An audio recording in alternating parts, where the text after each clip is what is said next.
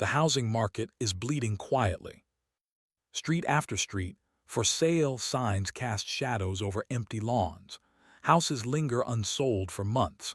Mortgages that once seemed manageable now crush families with payments they cannot afford. Builders halt projects mid-construction. Landlords stare at vacant units. Banks report slowing sales. For those who lived through 2008, the echoes are haunting. The collapse didn't announce itself in one day. It crept through neighborhoods, silently, invisibly, until it exploded into headlines. Now in 2025, some ask, is history repeating itself? The answer is complicated. The causes are not identical, the players are not the same, but the patterns, the cracks, they are chillingly familiar. This is a story of greed, policy, human behavior, and economic forces. A story of how housing, the foundation of American wealth, can unravel, leaving millions exposed. And it begins not with a crash, but with a subtle fracture, one that the world may not notice until it's too late. The 2008 housing collapse was a perfect storm. Subprime lending, predatory mortgages, inflated home values, and reckless financial derivatives. Millions lost their homes. Banks failed. Markets froze. But in the aftermath, the lessons were half learned. Government stabilized banks. Interest rates were slashed. Quantitative easing injected liquidity into the system. Housing recovered, but in ways that planted the seeds for the next fracture. The fundamental problem wasn't fixed. Affordability was ignored, speculation was encouraged, and leverage remained abundant. During the recovery, many Americans assumed that real estate was a risk-free investment. Prices rose steadily. Mortgages were cheap. Renting was often more expensive than buying. And Wall Street discovered a new playground: single-family homes as an asset class. By the mid-2010s, the system was stabilized, but it was a delicate balance built on low rates, cheap debt, and public belief in perpetual growth. The illusion of stability masked fragility. After 2008, the Federal Reserve reduced interest rates to near zero. Mortgages became cheap. People could borrow enormous sums for decades at historically low rates. A $400,000 home could be carried on a payment less than $2,000 per month. This strategy prevented a crash, but it also encouraged risk-taking. Buyers stretched their budgets. Investors speculated. Developers overbuilt. The market stabilized, but only superficially. Prices slowly detached from wages and economic fundamentals. By the late 2010s, homes were being bought not only as shelter but as investment. The logic was simple: buy now, sell later, always make money. And for a while it worked, until it didn't. Then in 2020 the world changed. COVID-19 struck. Entire cities went quiet. Businesses shuttered. Jobs vanished. But the government acted fast. Trillions in stimulus, mortgage forbearance, rent freezes, and historically low interest rates. People fled cities for suburbs. Remote work became the norm. Investors flooded into housing markets, turning single-family homes into short-term rentals and portfolio assets. Prices skyrocketed. Transactions happened in days. Appraisals were waived. Buyers competed in bidding wars. It was an artificial boom, fueled by stimulus, cheap debt, and pandemic-driven migration. Affordability declined as home prices soared far beyond wages. Yet, for many, the dream of rising real estate wealth continued to dominate. By 2023-2024, stress started showing. Mortgage rates increased dramatically. Monthly payments rose 40–50% for new buyers. Inventory remained tight because homeowners were locked into low-rate mortgages. Renters struggled as wages stagnated. Unlike 2008, this is not a subprime crisis of bad loans. It's a crisis of affordability, liquidity, and frozen transactions. The market is trapped between high prices and low accessibility, creating pressure points across the economy. The cracks are subtle but cumulative. Consider the family in suburban Ohio. They bought their first home in 2020 just as prices surged. Monthly payments seemed manageable thanks to a 3% mortgage. By 2025, interest rates for new buyers rose to 6.5%. Selling means paying double the monthly cost elsewhere.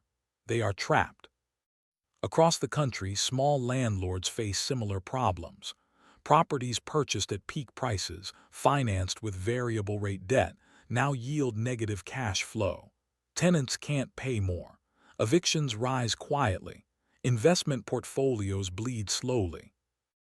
Every statistic, every chart, represents families, investors, and communities caught in a delicate, unforgiving system. History rarely repeats exactly. 2008 was a collapse of credit quality and financial derivatives.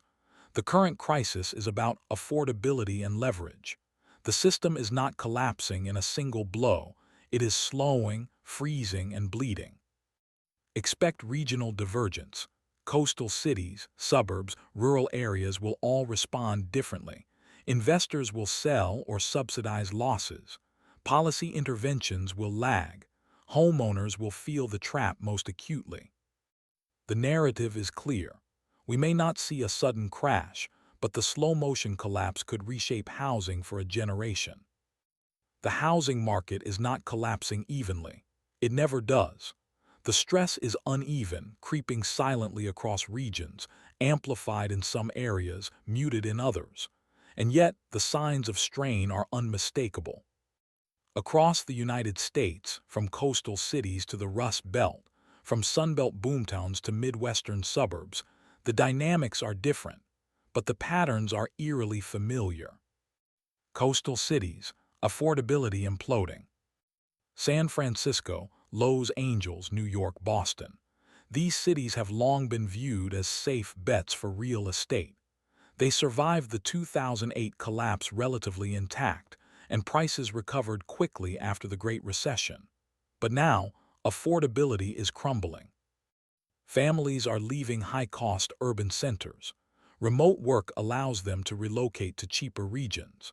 Rising taxes, combined with skyrocketing home prices, have pushed even high-income earners to reconsider city life.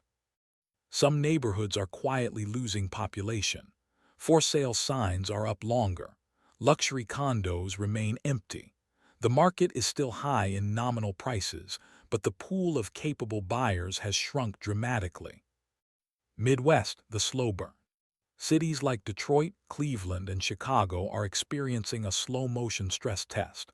Population growth is stagnant, wages are flat, and housing demand is steady at best. New construction is slow due to financing challenges, but existing homes linger unsold. Unlike the coasts, the price drop is subtle. Buyers are cautious. Sellers overestimate value. Transaction volumes drop. Months on market rise. The market is not collapsing, but it is freezing, creating a psychological and economic bottleneck. Sunbelt cities, boom turning to pressure. Phoenix, Austin, Miami, Nashville. These cities exploded during the pandemic, driven by migration, remote work, and investor demand. But now, the same factors that fueled growth are creating stress. Prices that once seemed affordable relative to wages are now straining households. Investors who purchased at peak prices face higher debt costs. Renters cannot keep up.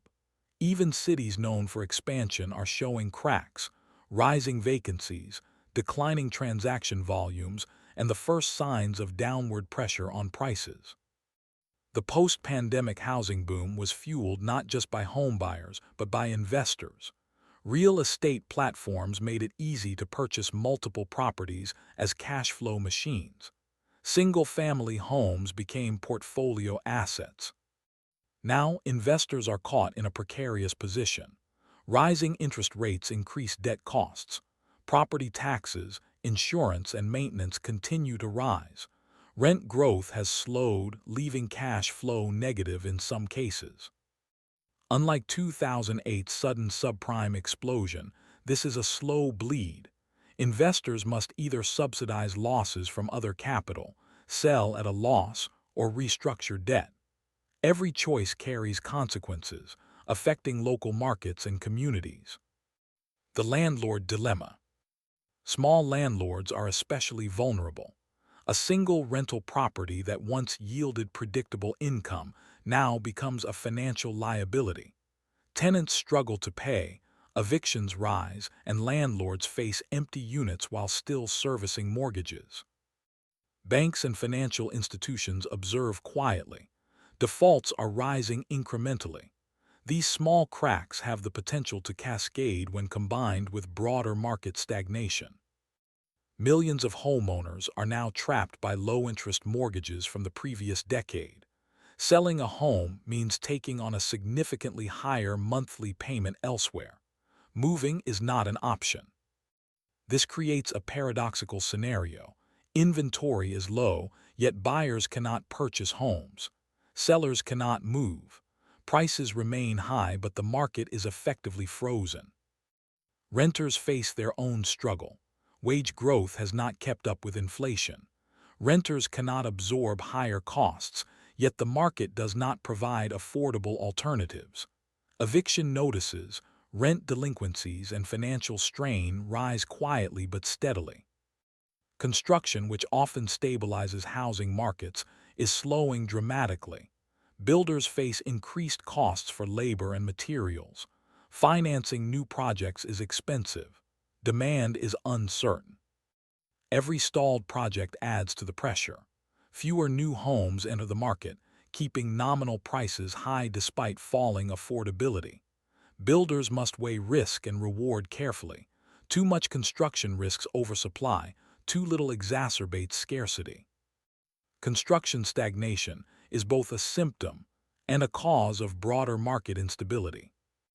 Government policy was once a stabilizing force. Mortgage deductions, subsidies, and zoning laws attempted to balance affordability and growth. Today, policy is reactive, not preventative.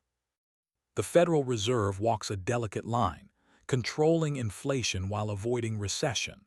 Local governments experiment with rent control, zoning changes, and housing subsidies.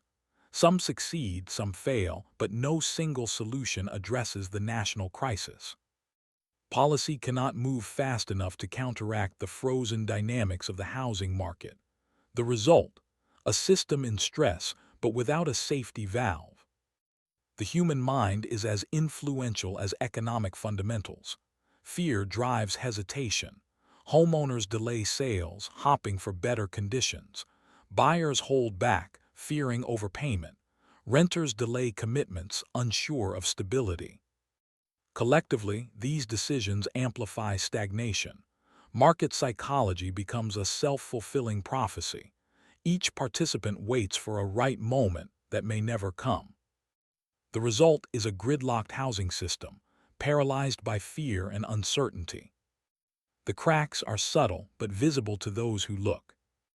Months on market are rising across regions. Cash sales dominate purchases, signaling buyer hesitation. Mortgage applications decline. Construction starts slow or stop entirely. Rent delinquencies increase incrementally. Individually, these signals are mild. Together, they suggest a system under stress, a system that may not function effectively if conditions worsen. Unlike the sudden collapse of 2008, the current crisis is a slow burn. It is regional, uneven, and cumulative. Some cities will soften gradually.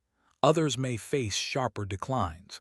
Investors will adjust portfolios. Homeowners will make difficult decisions. Renters will bear the brunt of slow economic pressures. The U.S. housing market is trapped between high prices and falling affordability, creating a fragile system. How this unfolds over the next few years will define wealth, mobility, and economic confidence for a generation. The U.S. housing market is at a crossroads. It is neither fully collapsed nor fully stable. Instead, it teeters between high prices and frozen transactions, between hope and hardship. For millions of homeowners, the dream of upward mobility has become a cage. Low-rate mortgages that once offered freedom now trap them in homes they cannot sell without sacrificing financial security. Renters struggle to keep up with rising costs, while investors balance debt against declining cash flow. Builders hesitate, banks watch cautiously, and policymakers react, always a step behind. The patterns echo 2008, yet the crisis is different. Then, it was a sudden collapse of credit and confidence. Now, it is a slow-motion implosion. Affordability has fractured, regional markets diverge, and fear guides behavior. Small cracks in the system amplify, creating invisible pressure points that could trigger sudden consequences if ignored. Across suburban streets in cities, towns, and neighborhoods, the signs are subtle but unmistakable. For sale, signs linger, construction cranes sit idle, vacant homes line blocks, and families quietly worry about what comes next. The question is not just if a crash will happen, but how deeply and unevenly the strain will spread. Some regions may weather the stress, others may see sharp declines. Investors, homeowners, and renters alike will face the consequences. Policy interventions may soften the blow, but they cannot restore the invisible equilibrium that once defined the market. Housing has always been more than shelter. It is wealth, security, and hope. Today, it is also a mirror reflecting the fragility of the American economy and the limits of human expectation.